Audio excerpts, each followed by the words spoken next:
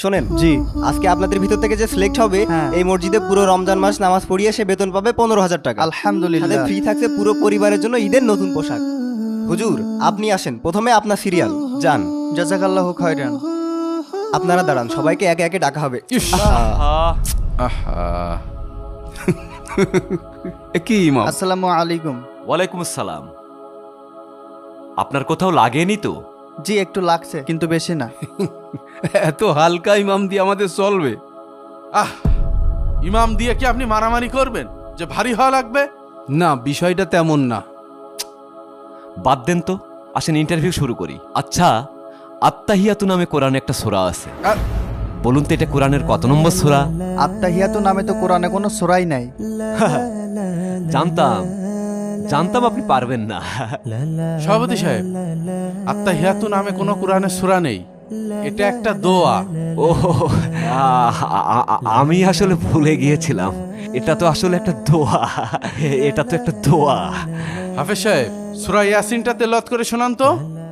আউযু বিল্লাহি মিনাশ শাইতানির রাজীম। বিসমিল্লাহির রহমানির রহিম। ইয়াসিন ওয়াল কুরআনিল হাকীম। আচ্ছা ঠিক আছে। মাশাআল্লাহ, কি চমৎকার তেলাওয়াত, মনটা জোড়াই গেল। আমার কাছে তেলাওয়াতটা তেমন সুবিধার মনে হয়নি, নাকি বলেন সেক্রেটারি সাহেব? হুজুর, দেখতেও তেমন একটা ভালো না। ঠিক আছে, আপনি এখন আসতে পারেন, আপনাকে আমরা পরে জানাবো। জি আচ্ছা। আসসালামু আলাইকুম। হুজুর, আপনি এখন আসতে পারেন, আমি আপনাকে পরে জানাবো। আচ্ছা ঠিক আছে। আপনারা দুইজন হুজুরদেরকে উল্টাপাল্টা প্রশ্ন করবেন না, আপনাদের কারণে এই মসজিদে কোনো ইমাম টেকে না। বুঝলি ভাই, মাঝে মাঝে মনে হয় এই হাফেজি পড়া শিখে বড় ভুল করে ফেলেছি। এই গ্রামগঞ্জে শুধু কারোর বিয়ে হলেই আর কেউ মরলেই খবর দেয়। ঠিকই কইছিস, রমজান তো চলে আসলো, বাজার সদাই তো করা লাগবে।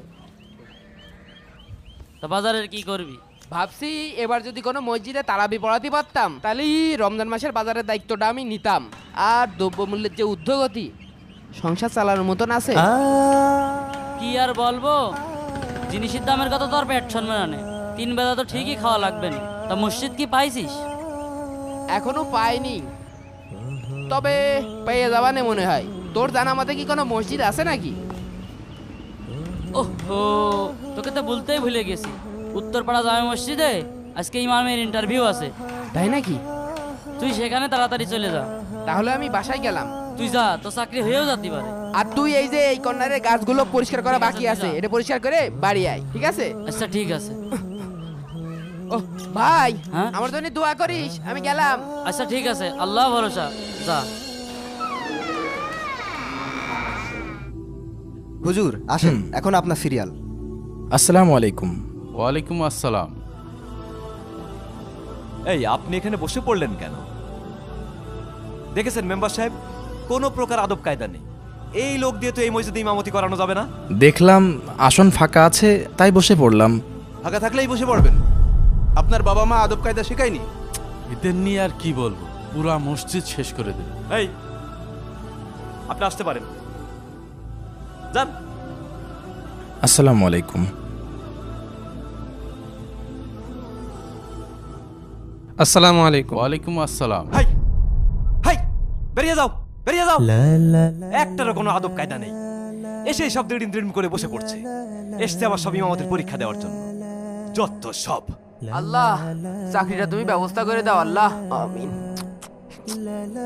আপনারা দুজন দেখবেন হুজুররা ঠিক মতো নামাজ পড়াতে পারে কিনা। অশিক্ষিত লোক শিক্ষিত জায়গায় বসলে যা হয়। মেম্বার সাহেব, খবরদার আপনি আমাকে অশিক্ষিত বলবেন না। শোনেন, আমি সে আমলে 4 পাস। উনি 4 পাস? এ যুগের আয়ে বিয়ে পাশের সমান। হ্যাঁ, খালি 4 পাস। এই জন্যই তো আজ পর্যন্ত মসজিদে 2 রাকাত নামাজ পড়াতেই দেখলাম না। ওরে আমার নামাজ পড়েন দার রে। হাই, তুমি পড়িয়েছ, তুমি তো একটা সুরকের এত শুদ্ধ করে পড়তে পারো না। তুমি সুন্নত নামাজ পড়ার সময় তো আরেকজনের পাশে দাঁড়ায় থাকো, পাশে এরকম দেখে দেখে উপস্থিত দাও। আপনারা থামেন তো, ঝামেলা করেন না, আগে ইন্টারভিউটা শেষ করি। এই আসেন, আপনি আসেন। আল্লাহ, কি যে হবে নে। আসসালামু আলাইকুম। ওয়ালাইকুম আসসালাম। বসবো? হ্যাঁ, বসেন। আচ্ছা, আপনি যদি আমাদের 10টা প্রশ্নের সঠিক জবাব দিতে পারেন, আপনি হবেন আমাদের মসজিদের পরবর্তী ইমাম। ইনশাআল্লাহ। আল্লাহ রহম কর আল্লাহ। আমার প্রথম প্রশ্ন, আবু জেহেল কোন যুদ্ধে নিহত হয়? বদর যুদ্ধে। আচ্ছা হুজুর বলেন, হজরত মুহাম্মদ সাল্লাল্লাহু আলাইহি সাল্লামের উস্তাদ কে ছিল? স্বয়ং আল্লাহ।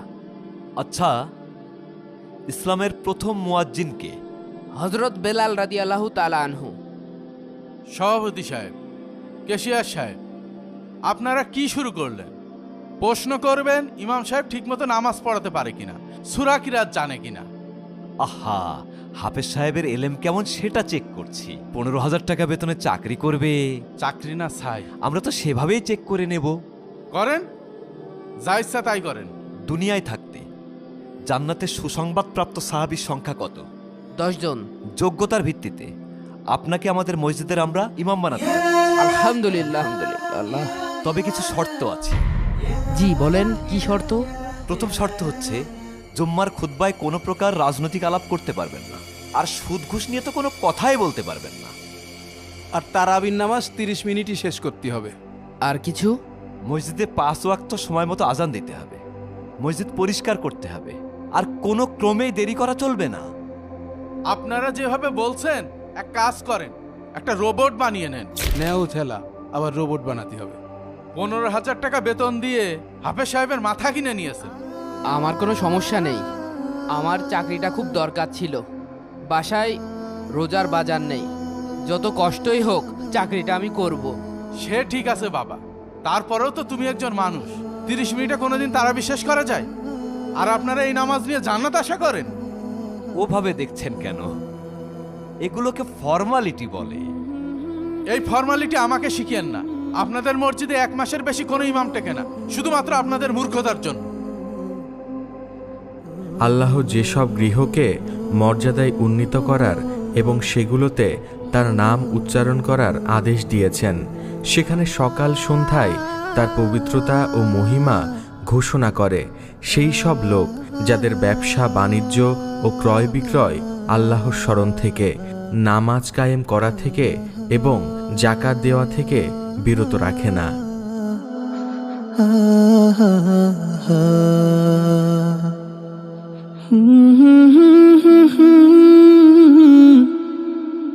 Oh